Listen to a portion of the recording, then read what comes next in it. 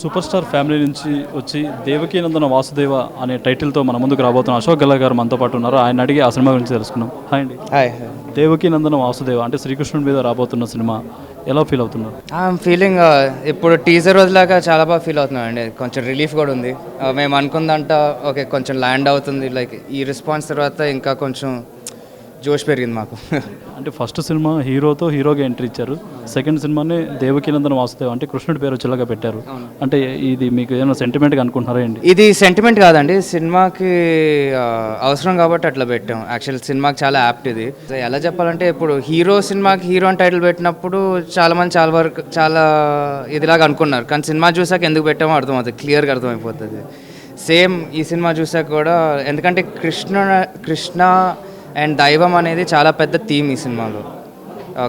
Villain పేరు కూడా కంసరాజే. So ఇంకా చెప్పేస్తే సినిమా చెప్పేయాలి. సో అందుకే దేవకి నందన వాసుదేవ్ అని పెట్టుకున్నాం, ఎందుకంటే కృష్ణుడు అనే దేవుడు సినిమా మొత్తం ఉంటాడని మనం. మీ మామయ్య గారు సూపర్ స్టార్ మహేష్ బాబు గారు మీకు ఎలాంటి సలహాలు ఇస్తుంటారు యాక్టింగ్ పరంగా? ఆయన ఫస్ట్ మెయిన్ సలహా ఏంటంటే, నీకు ఇచ్చే పెద్ద అడ్వైస్ 1 2 3 స్టోరీ అంటారు ఫస్ట్.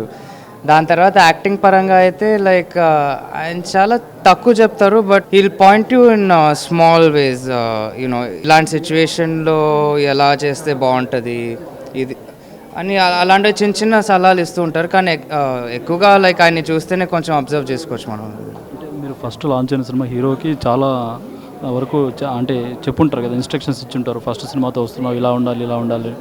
వాటిలో మీరు బాగా తీసుకున్నవి ఏంటి? ఆయన చెప్పేది మెయిన్గా అదే కదా చెప్పింది.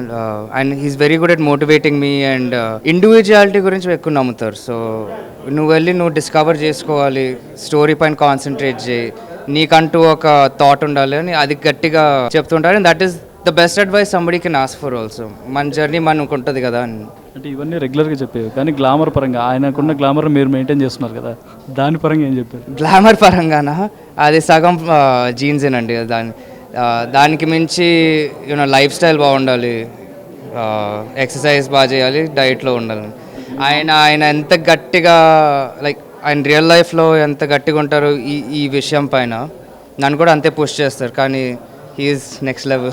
మామయ్య గారు గుంటూరు కారం సినిమా చాలా మోస్ట్ అవైటెడ్ సినిమా, దాని గురించి ఏం చెప్తాం? దాని గురించి ఇంకేం చెప్తాం, ఇట్స్ లైక్ మన ట్రైలర్ అంతా అందరం చూసాం కదా, లైక్ మనకు కావాల్సిన మహేష్ బాబు మనకు కనిపించేస్తున్నాడు మళ్ళీ. అండ్ త్రివిక్రమ్ సార్ అయితే ఎమోషన్ ఎక్కడ తగ్గకుండా చూసుకుంటారని కాన్ఫిడెన్స్ ఉంటుంది. వీళ్ళిద్దరు కాన్ఫిడెన్స్కి సెపరేట్ ఫ్యాన్ బేస్, ఇంకా ఫ్యాన్స్ కావాల్సిన స్టఫ్ అంతా మనం చూస్తాం అనుకుంటున్నాం సంక్రాంతికి. అంటే నిన్న ప్రీ రిలీజ్ ఉంటూ మహేష్ బాబు గారు మాట్లాడుతూ కొత్త మహేష్ బాబు గారిని చూడబోతున్నారని చెప్పారు, మీకు అలా కనిపించారా?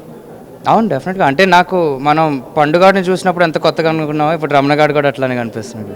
ఎప్పుడు చూడబోతున్నారు గుంటూరు కారం? 11th. Thank you.